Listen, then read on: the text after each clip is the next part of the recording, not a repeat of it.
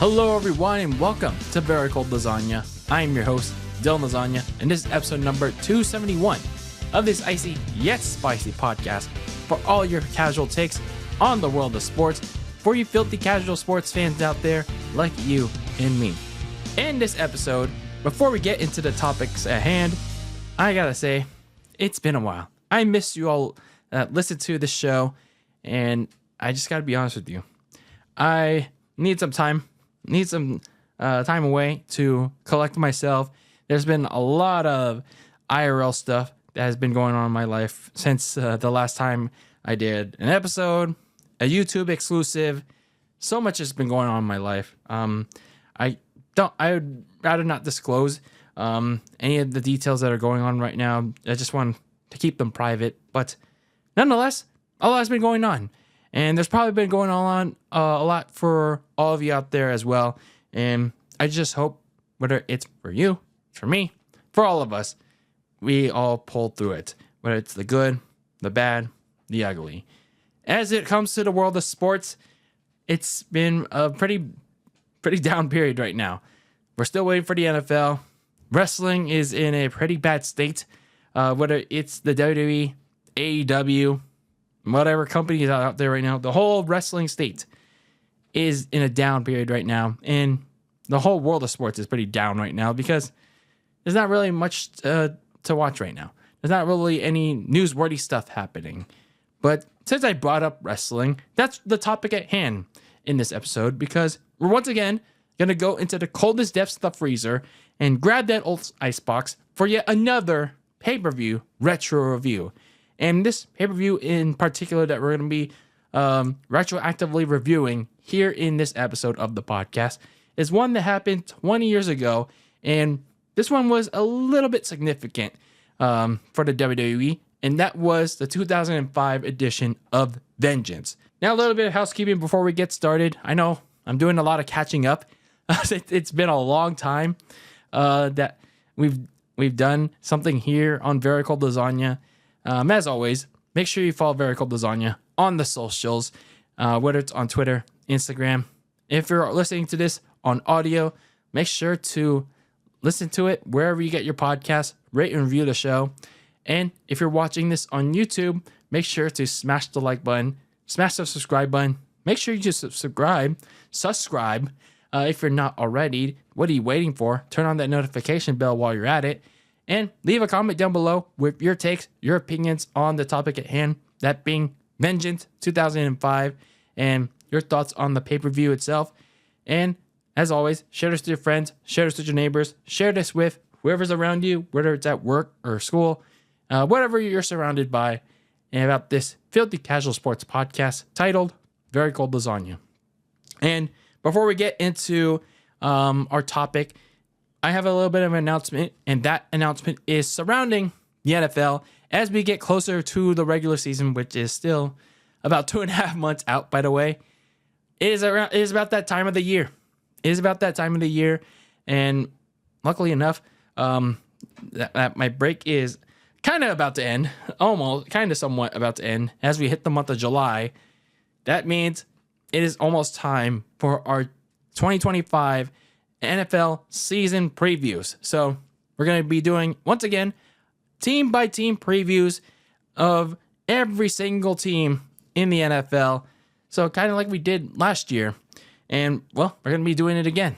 Looking back at the offseason for all these teams and seeing how they did leading up to the current and upcoming NFL season so far. So we're going to be doing all of that in July, and it might be a little bit tweaks on how we upload things for this particular season preview. So stay tuned to that. And obviously, for all my audio listeners out there, you'll still get them as they are. But I encourage you all to listen to it, whether it's on YouTube or wherever you get your podcasts. So enough dilly-dallying. Now let's get into the topic at hand, and that is Vengeance 2005 from the WWE. So this show took place on June 26, 2005, 20 years ago. Recently just hit its 20th anniversary. And this was around the time that the original brand split was still well in effect. What do I mean by the original brand split? Well, it was the one that was enacted, I'd say, about 3 years ago at this point in time for the WWE. And yeah, that means that pay-per-views were exclusive to one brand. Raw had a pay-per-view. SmackDown had a pay-per-view. Heck, even just a week or two ago, ECW, which wasn't actually a brand at the time for the WWE, they had a reunion show called One Night Stand. So that also happened 20 years ago, by the way. So this pay-per-view in particular, Vengeance, was exclusive to Raw. The Vengeance pay-per-view was held for the 5th time in WWE history, with the 2005 event taking place at the Thomas and Mack Center in Las Vegas, Nevada. For those of you who want to know a little bit about the arena itself, it's one of the housing arenas for the NBA Summer League. So there you go. For all you crickets, factoids, historians out there, there you go. And obviously, most wrestling fans know that Las Vegas was most recently the host site as one of the most very mixed and kind of meh WrestleManias of all time in modern history. And, well, that didn't matter to WWE and TKO because, well, they're going back to Las Vegas in WrestleMania in, well, short order. Next year, to be exact. But anyway, this event was also notable for taking place during the tail end of the 2005 WWE Draft Lottery, which we discussed in the last time we did a full-on podcast episode. Because both world champions of the WWE and World Heavyweight Champion were competing on the same night. Batista, the World Heavyweight Champion of Raw, and John Cena, who just recently transferred over from SmackDown to Raw as the WWE Champion, they were competing on this same show before the end of the draft lottery. That, along with a major WrestleMania rematch, gave this event so much star power and so much to look forward to. So with that being said, let's look at what this show had to offer. And it all started off with the Sunday Night Heat pre-show, as you were obviously looking to find a way to watch this show, whether it was begging and pleading mama and dada for the money that you need to spend, that $50 for whether it's a credit card or calling your cable provider with that dough in your hand, or going on your old ass computer and finding the that dark side of the web, that kind of website that you need to get to watch a variety of sports, including wrestling, to stream that thing. But anyway, enough about that. So we get the Sunday Night Heat pre-show on TNN, or is it MTV, or whatever network it was on at the time, as we got the World Tag Team Champions, the Hurricane and Rosie, taking on Antonio and Romero of the Heartthrobs. I'm pretty sure everyone remembers the Heartthrobs, but in essence, the Heartthrobs were basically an enhancement tag team that mainly wrestled on Heat, and their gimmick was, well, ladies' men that were doing the death hump, like in regular show, the death thrust, as they like to say it, that were death thrusting to dance music. Yeah, they were air humping pretty much. Meanwhile, you have Hurricane and Rosie. They had been a superhero tag team for about 2 years now, who had also mostly been on Sunday Night Heat. But they won the World Tag Team titles shortly after WrestleMania. And, well, we got this match. And I gotta say, out of all the Heat pre-show matches that we've reviewed so far here on Very Cold Lasagna, I gotta say, this one was actually pretty decent. The most decent one out of the bunch we've seen so far. The Vegas crowd was pretty red hot for the champions. The challenge did a decent job in building up anticipation for the hot tag for the Hurricane by taking out Rosie's knees. Yeah, that's what they pretty much did all match, because Rosie's the big guy.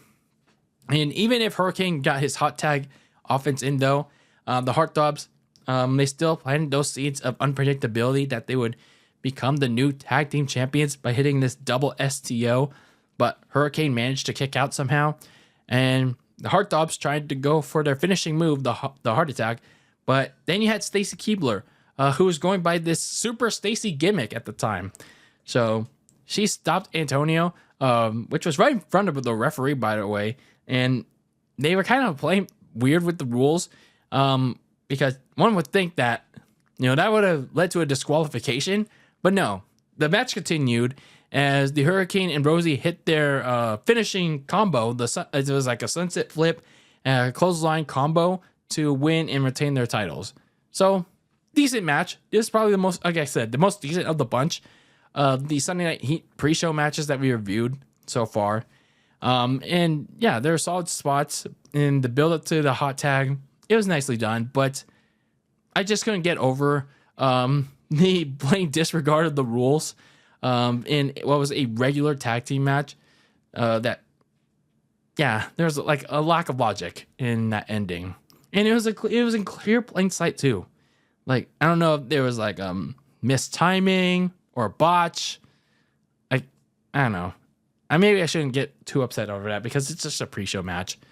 But the main show actually began with the Intercontinental Champion Carlito taking on Shelton Benjamin. There's not really too much setup to this, and that was basically because 6 days prior, Carlito, who was drafted over to Raw as part of the draft lottery, made an immediate statement in winning this Intercontinental Championship off of Shelton Benjamin, and Benjamin went on to invoke his rematch clause to set up this opening match. And this was a little bit surprising. This was a little bit surprising that Carlito, who won the Intercontinental Championship, and he was being heavily pushed at the time, even though he was still relatively new in the WWE, even though he had been there for about several months already, but he hadn't been there, it was not even under a year yet. But yeah, he's still relatively new, and he had already won the United States Championship once, and now he just won the Intercontinental Championship. Yeah, it was a little bit surprising that on his very first night on Raw, won the Intercontinental Championship. But what was also surprising in this match was the dueling fan support during this match. And I thought this was a decent opener. This was despite Shelton fighting through what I thought was some kind of head injury, because he was slow to cover Carlito at 2 certain points in the match, and he had a hard time going up the turnbuckle when he was trying to do the babyface rally. And yeah, Shelton, despite the head injury, he was still pulling out some really good high-flying offense, but it was just pretty much neutered by the heel tactics of the new Caribbean Cool Intercontinental Champion. And those tactics factored into the finish, which saw Carlito pull off the turnbuckle padding behind the referee's back, and Carlito moved out of the way from a Stinger splash, and Shelton Benjamin hit his head on the exposed turnbuckle, and Carlito used a deadly fruit roll-up with a flavor full of tights to retain his Intercontinental Championship. So both of these guys had, I'd say, 2 decent matches in the span of a week at the time. But Carlito, I'd say his better success came after this, when he went to feud with a certain Nature Boy after this show. It's just unfortunate in most recent times that, well, he got released again. Or no, he didn't get released. He just didn't have his contract renewed again. So then we get to the second matchup of the evening, and that was the Divas match. Christy Hemme taking on Victoria. Not much background about this match, but we did get a vignette. We did get a vignette for this match, and basically all it told us was that nearly a month ago, Christy Hemme won this bikini contest. Yeah, I know. I know all the crowd is gonna go wild over this. Yeah, the bikini contest over Victoria, Candice Michelle, Maria, and I'm not sure why Lillian Garcia, the ring announcer, was a part of this. I know Justin Roberts was announcing for the show, but I'm not sure why Lillian Garcia was in this particular thing. And this lasted for over a month, by the way. Lillian Garcia in active storylines, but that's beside the point. And yeah, Christy Hemme won this bikini contest, which led to Victoria attacking them all out of jealousy. But she mainly targeted Christy Hemme. So they had this feud throughout the month, on and off. And 6 days before the pay-per-view, they had this match made official. And Victoria smashed a glass jar on the back of Hemi's head during her interview, which took place 6 days prior. This match, it's pretty bad. Victoria dominated most of it, but I'll say the Vegas crowd was kind of into it. And Christy Hemme, she looked a little bit better than I think it was WrestleMania 21 when she faced Trish Stratus for the Women's Championship, if I remember correctly, when we did that review. So yeah, she did face Trish Stratus when she was inexperienced at the time. Like, even though she had training with Lita, like, she did not look very smooth. But here, it was a little bit better, but not by much. So Christy was still very limited to what she could do. And again, it showed here. But Victoria, she tried to make the most of it, focusing on Christy's head. And despite Christy rallying back, Victoria managed to win a very short match, countering a sunset flip into a pin. And she used the ropes for leverage without the referee seeing. And that was pretty much that. So not much else to say about this match. So we're going to move on to talk about a grudge match of sorts involving Kane and Edge. Around mid-May, Edge beat Kane in the finals of the Gold Rush tournament, but there was a catch to that, with help from Kane's on-screen girlfriend, Lita. And what a twist this ended up being, and what a time Lita was having in 2005. And, well, I can't really say it was the prettiest of times, to be honest with you. It was a very, very controversial time for Lita. I mean, if you were an Edge and Lita fan during these times, oh boy, it was certainly something, both on screen and behind the scenes. So anyway, Edge and Lita kissed on stage right in front of Kane. So that basically ended Lita's on-screen marriage with Kane that went on since SummerSlam. And, well, again, it began a new on-screen relationship with Edge, who, again, she was already having a controversial off-screen relationship with each other. So this led to a feud between the two, Lita filing for divorce on Kane and attempting to marry Edge, only for Kane to completely destroy the ceremony and tombstone the priest, which is often brought up by Kane on TV whenever he shows up. So, yeah, for the match, I thought it was okay. There wasn't any glitz and glamour to it, but it's not always a bad thing. I mean, what do you expect them to do? All these flips, kicks, and all that bullshit that you see nowadays, like all these like IWC marks, want to see? No, this is about Kane getting his revenge on Edge for literally cheating, for literally getting his girl. Not even that. It's Kane getting revenge on Lita for cheating on him. That's what the crowd was trying to get into. So Kane dominated this simplistic yet solid match, and a match still did a good enough job to sell Edge and Lita as this very heelish couple that would do anything to win, while showing off their very seductive and very explicit side of them. But they wouldn't get very explicit until much later. You know what I mean. But anyway, they would do anything to win. As evident when Lita helped Edge get on offense about midway through, and the crowd was into this as well. They wanted Kane to, again, exact his revenge on Lita, and they were very vocal about their support about a certain person that will never die, aka Matt Hardy. Again, he was a hot topic at the time because of, like I said, the off-screen fling that Edge and Lita were having. And Matt Hardy was a victim of that. So the final moments of this match saw Kane counter a spear with a big boot onto I think it was Edge. But Snitsy came down to distract Kane from hitting a chokeslam, allowing Lita to get in the ring with a steel chair.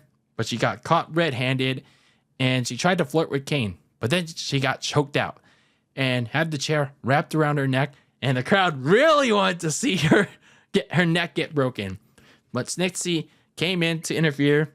Edge went for the cover, but Snitsky came back in when Kane kicked out. But everything failed. Kane will win after avoiding getting hit by Edge's Money in the Bank contract that knocked Snitsky out instead, and he finished Edge off with the choke slam. So good stuff in the closing moments. Kane exacted his revenge on Edge, also gained a bit of revenge on Snitsky, and he got a little bit of revenge on Lita somewhat, but they really wanted to fully see her get her just desserts. So nice bit of stuff all around. As the crowd didn't necessarily get what they wanted, but it was almost what they got. So the two would have one last match in a stretcher match a couple weeks later to close out the feud before Edge went on to feud in the more heated one with the returning Matt Hardy. And that one was a very, very intense feud. Let's put it at that. So then we move on to a match that everyone was waiting for at the time. And that was the anticipated WrestleMania rematch between Shawn Michaels and the Olympic gold medalist Kurt Angle. So Kurt Angle, if you remember from my WrestleMania 21 retro review, he beat HBK in their highly acclaimed WrestleMania match 2 months prior, making him tap out to the ankle lock. So here we are 2 months later. When Angle was drafted over to Raw in the draft lottery, HBK challenged him to a rematch, and Kurt Angle accepted it. So there wasn't a lot of backstory onto it. It was just a simple challenge from HBK, challenging Angle to a rematch, and Angle accepted it. So not too much setup, but you understood the hype. You understood that everyone wanted to see a rematch, and we got it. So pretty much like the WrestleMania 21 match, HBK is pretty much almost the same tried and true story, except with a little bit of different flavor. So just like with WrestleMania 21, HBK was fighting for survival. Kurt Angle was again out wrestling and overpowering HBK at every turn. The two moves that stood out during this match was the German suplex on the announce table by Angle and the buckle bomb by Kurt Angle. But then you saw HBK rallying back out of nowhere midway through this match. He had a signature comeback, but Angle stopped him in that comeback with a hard clothesline when he tried going for that switch in music. It was a pretty nasty clothesline, by the way. And then Angle later managed to lock in the ankle lock on HBK, but HBK whipped Angle into the referee for that old famous rump bump. So, yeah, Angle managed to lock in the ankle lock again, but despite the best efforts to keep him from escaping it, HBK finally found the resistance. He finally found the will to escape it by whipping Kurt Angle into the turnbuckle, and he hit sweet chin music. He finally got sweet chin music out of nowhere, but man, it was a very close 2 count, like a 2.999 2 count, as the crowd was getting red hot. The Vegas crowd was really into this match, just like Los Angeles was in that match for WrestleMania. But then you get to the finish. We finally get to a finish that just flew by. This match, again, flew by, just like Mania 21. The finish saw Angle roll out of the ring to climb onto the turnbuckle for a high-flying move.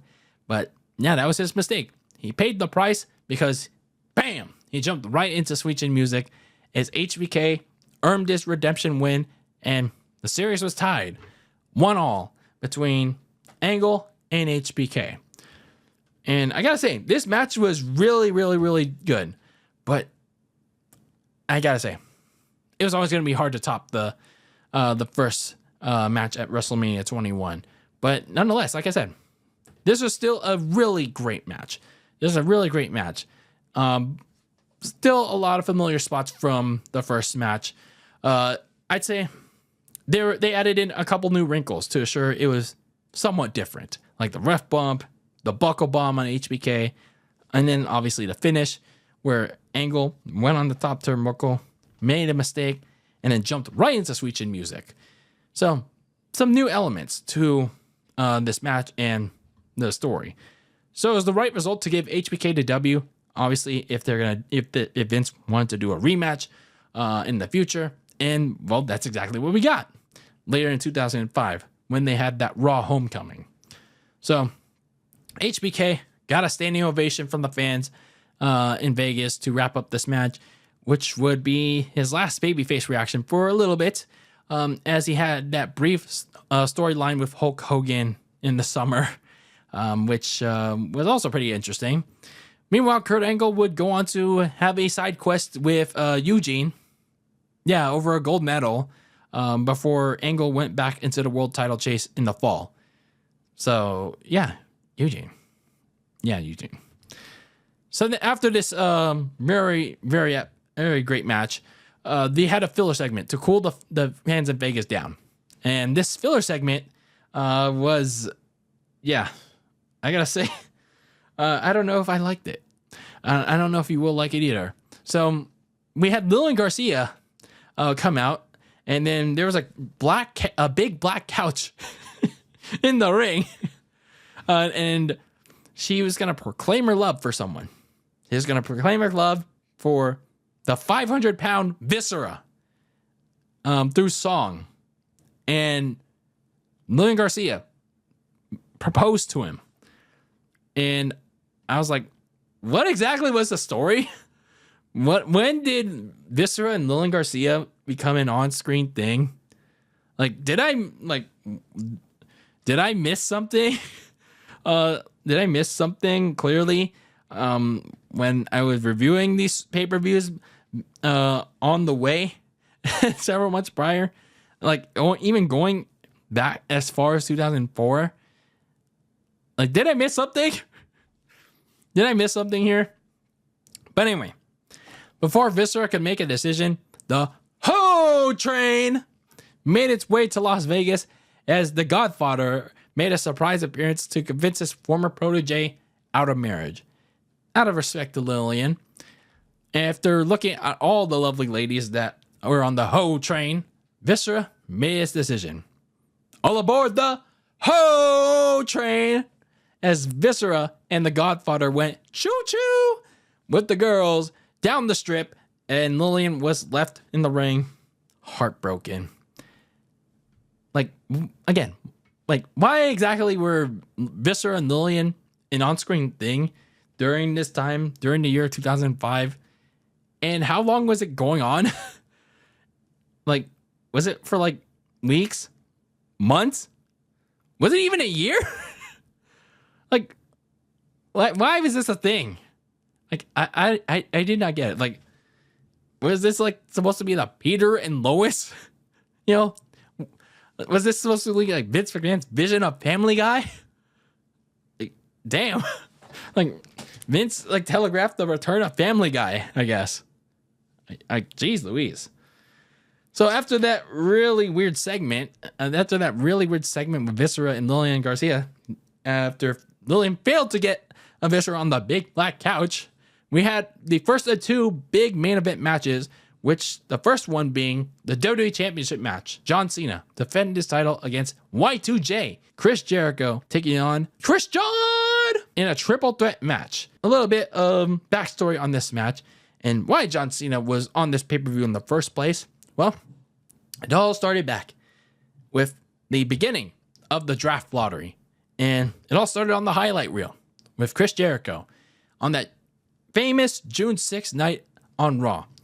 Chris Jericho introducing the first overall pick, and that first overall pick happened to be WWE Champion John Cena, moving over from SmackDown to Raw in that famous 30 seconds of adulation, cheers in that St. Louis crowd.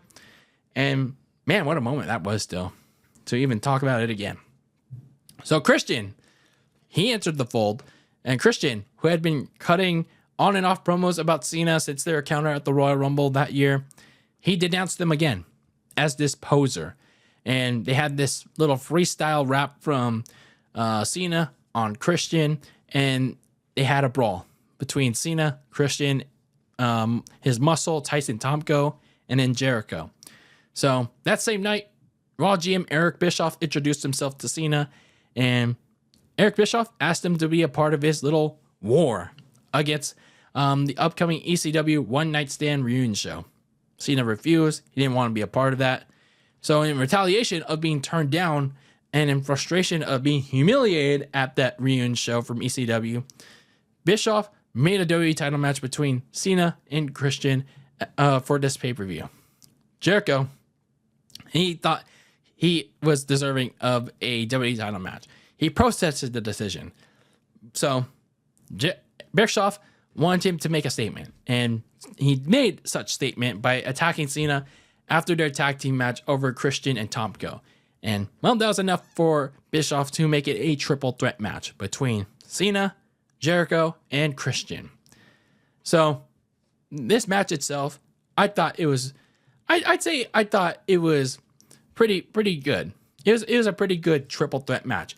I thought it was shorter than I thought it was when I first watched it, but then again, maybe I'm watching something else, but it was a little weird.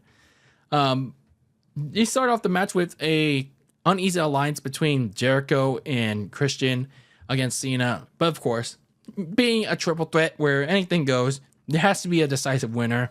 It dissolved as quickly as it started. And one thing I didn't like about this match was again, just like with the Sunday Night Heat match, the lack of logic with these rules. Like, and it was very early in the match too. Tyson Tomko, Christian Enforcer, was there, and yet he was ejected very early in this match for attacking Jericho and Cena, even though it's in the rules of a triple threat match. There are no rules. There are no disqualifications in a triple threat match. So why was the referee Earl Hebner ejecting Tyson Tomko in a triple threat match where there are no disqualifications? I don't get that. I really don't get that. So midway through, we had this weird spot where Earl Hebner got, I wouldn't say knocked out, but he got he got in the way of Christian taking a baseball slide drop kick on Jericho. So he got hit as well, but I'm not sure he was supposed to take that bump that was supposed to knock him out, but he got right back in the ring. So I'm not sure that was supposed to be a ref bump right there, but maybe it was just a botch by him. So I found that to be a weird spot. I just found it weird. So this action was fast and frantic the rest of the way. You had a lot of nice spots that really got the crowd into it, especially after that weird segment with William Viscera.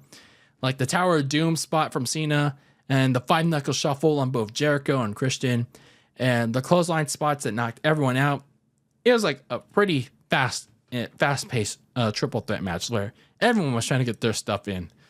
And so you know it, we had the finish with Jericho trying to make Cena tap with the walls of Jericho twice, mind you. But Christian kept interjecting, and he went for the kill switch after using the deadly fruit roll-up.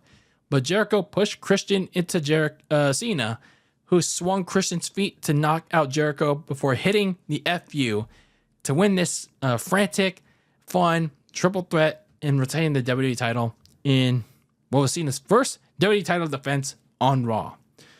So this was a fun triple threat. This was a little bit fast for my taste, but that's what makes three-ways fun. These multi-man matches fun. Like, there's a lot of action going on and like a lot of action to keep up, but I liked it. I really liked it. It had a few bit of doubts of unpredictability at the end, despite having the obvious end game. And I really liked the spots throughout the match, and all three guys really showed out in this one. Although the one thing I will question again is the rules, the disregard of the rules. Like, again, why was Earl Hebner ejecting Tyson Tomko? And why couldn't Christian use the WWE title as a weapon, even though it was legal to do so? Again, no disqualifications. Yet, here's Earl Hebner trying to enforce disqualifications in a match where there are none. I don't know. The lack of logic was weird. Like, it's just like in the old SmackDown versus Raw games, where you go to the rules in your PS2, and then you see disqualifications are set to on.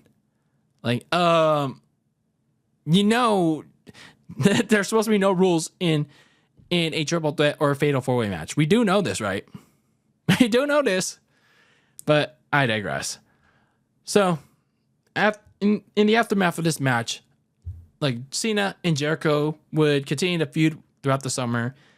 Jericho would lose the WWE title match twice at SummerSlam and the next night on Raw in a "You're Fired" match, which led to Jericho getting fired by Eric Bischoff, which in essence would lead to Jericho taking a 2-year break from the WWE in reality. And although that feud would see the fans start turning against Cena for, whatever reason, which also ironically would lead to this weird heel turn that we're seeing 20 years later from John Cena, where the last time really is now, where Cena is really trying to ruin wrestling, like right now. As for Christian, he was drafted to SmackDown, but he ended up leaving WWE later in 2005 after his contract expired, and he signed with TNA, where he experienced much stronger success as a singles wrestler before coming back to WWE in 2009. But as it comes to this match, really good stuff from all three men. I enjoyed this match. Again, the lack of logic, it was kind of weird. And the aftermath was pretty solid too. Although, the fan unrest that was starting to build up against Cena, it was just a lot. It was just much. So then we get to our big main event from this pay-per-view, and that was the World Heavyweight Championship on the line with Batista defending his title against the Gamer, Triple H, in a Hell in a Cell match. It hurts when I do that. It really hurts when I do the God, let me get my Gatorade. It's like, because there's so much haterade.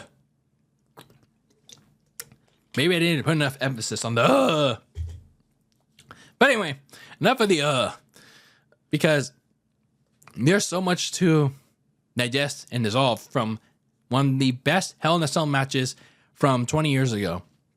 And why do I say best? Well, it came from one of the best rivalries in 2005. One that was, pretty much built up from 2004, mind you. And one that didn't officially start all the way until February that year. So, Batista beat Triple H at WrestleMania to win the World Heavyweight Championship. We knew this when I retro-reviewed WrestleMania 21. And he beat Triple H again at Backlash to retain it. So, Triple H was not given an automatic rematch. So, there's no Triple H in the bank again. So, he actually had to earn it. And to earn that rematch against Batista, he was placed in the Gold Rush tournament to determine who would face Batista next. Triple H would face Chris Benoit in the first round, but would lose via submission thanks to Batista. So the next week, Triple H quit despite pleas from Ric Flair. And Flair told Batista this news. And with a seemingly change of heart, Batista saved Ric Flair from a beatdown, and he had actually tagged with him the following week.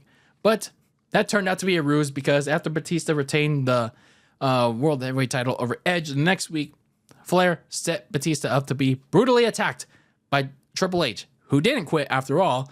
He was just waiting for the right spot to set up Batista and challenge him to a final trilogy match, with that trilogy match being inside same structure, Hell in a Cell.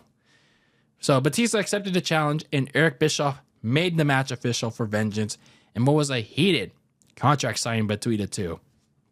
So, one of the best rivalries in 2005 was finally going to come to a close, and a lot of people were getting concerned at the time that the rivalry was in danger. Was in danger of running out of steam and running out of materials of story beats to back off on, especially with the draft lottery. The draft lottery coming into play, especially now that you were having two world champions on Raw with John Cena coming over. So, there was only a matter of time of what do you do with Batista now? So, now we get to that main event. Early in the night, Batista and Triple H got in a scuffle during Batista's interview in what was their final hype for this match. And like I said, when I first started talking about this match just a minute or two ago, this is one of the best Hell in a Cell matches that I've ever watched as a fan. And I think this is one of the first few matches that I watched on YouTube as a wrestling fan, because there were so many brutal spots, and both men were leaving each other bloody in what was a great end to this rivalry. And I get it. Like, some people were saying great spots, like brutal spots. Like what? They didn't jump off of the cell. They didn't jump off the cell going 15 feet in the air through the announce table like Mick Foley did. They didn't backflip off the cell through the roof like Mick Foley did. Yeah, those weren't brutal spots, but it was all like kill each other spots. They were still trying to beat each other up to a bloody pulp. So anyway, they didn't need to. They need to. All Triple H and Batista needed to do was sell this match to the point of trying to brutalize and kill the hell out of each other. Triple H and Batista went back and forth with the weapons that they were using, like the steel chain, the barbed wire steel chair, Triple H's signature sledgehammer, and steel steps. Like, use it so hard that they were left battered, bruised, and bloody. They, of course, also made good use of the cell itself, whipping each other into it, drawing first blood by Batista onto Triple H, and then Triple H making Batista bleed too with that cell. So, yeah, they made real good use of the environment around them. Like, no need for the killing spots from Mick Foley. I mean, for as iconic as it was, I don't know, like, whether it's good or bad in your eyes. Like, there was no need for that. It's just two guys simply wanted to kill each other, like, with the same structure around them, with all the weapons around them. So the finish saw Batista try to go for the initial Batista bomb, but once again, Hunter found Batista's weak point. The dick. The dick. Before he hit the pedigree for a very, very close two, that really got the crowd on their feet. And Triple H tried to hit the pedigree on the steel steps, but Batista countered it into a spine buster on those steel steps. And he finished off Triple H with the Batista bomb, despite Triple H having that sledgehammer in his hands. And it looked like he was going to hit Batista with it, but nope. That was just his final symbolism of, yeah, this rivalry is pretty much over. This match was over. Batista retained the World Heavyweight Championship, and that was it. That was an end to their really, really good rivalry.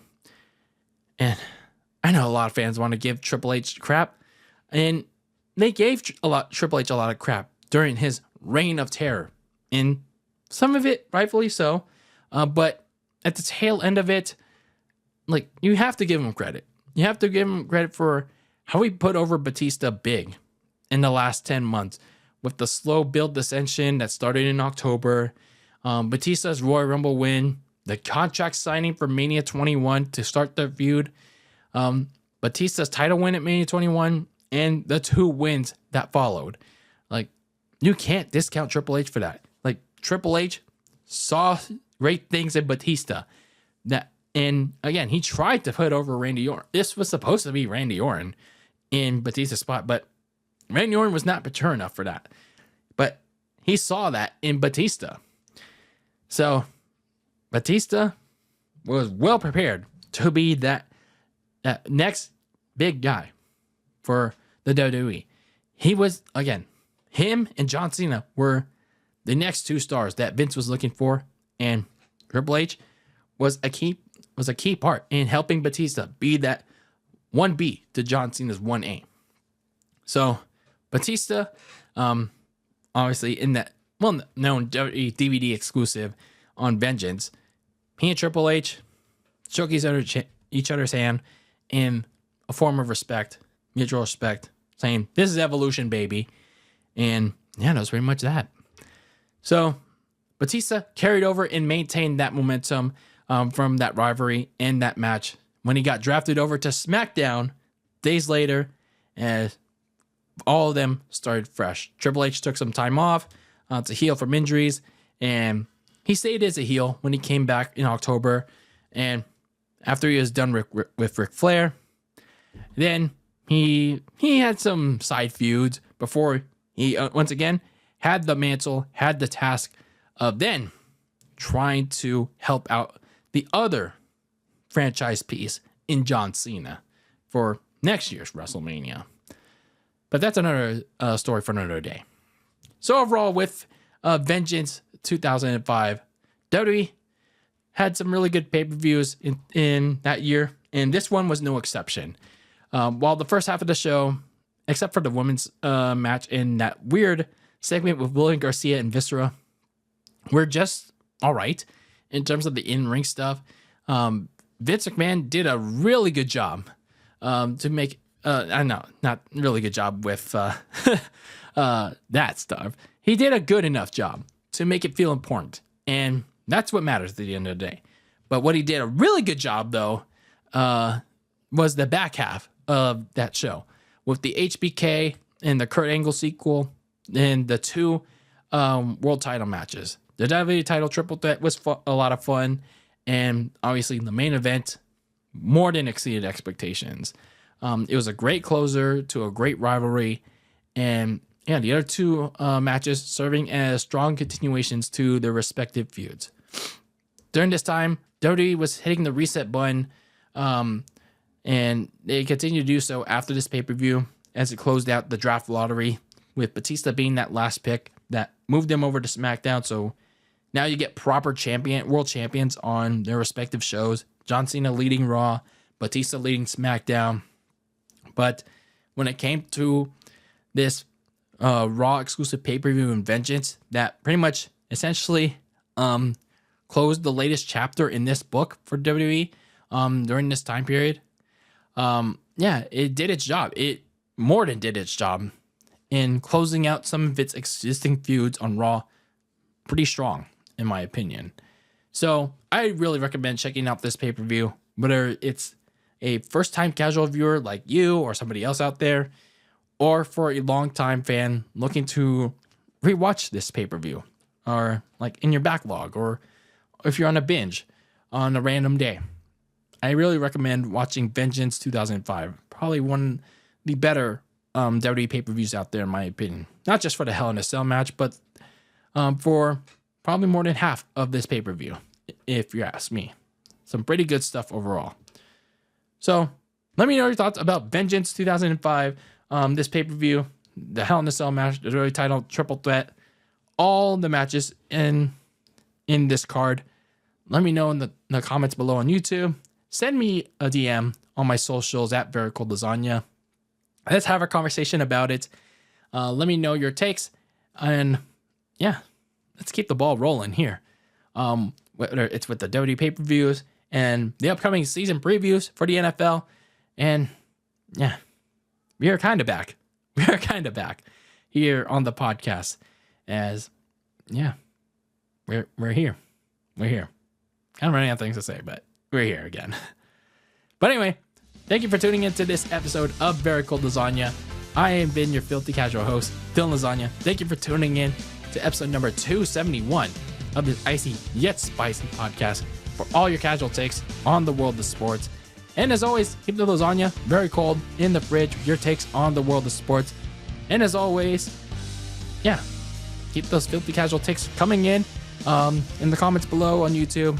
Slide into the DMs on my socials at Very Cold Lasagna. And in the next episode, unless a really hot topic comes in, the next episode will begin the 2025 NFL season previews, and you'll find out which division, which set of teams we'll be starting with in episode 272. But until then, until the next episode, peace out.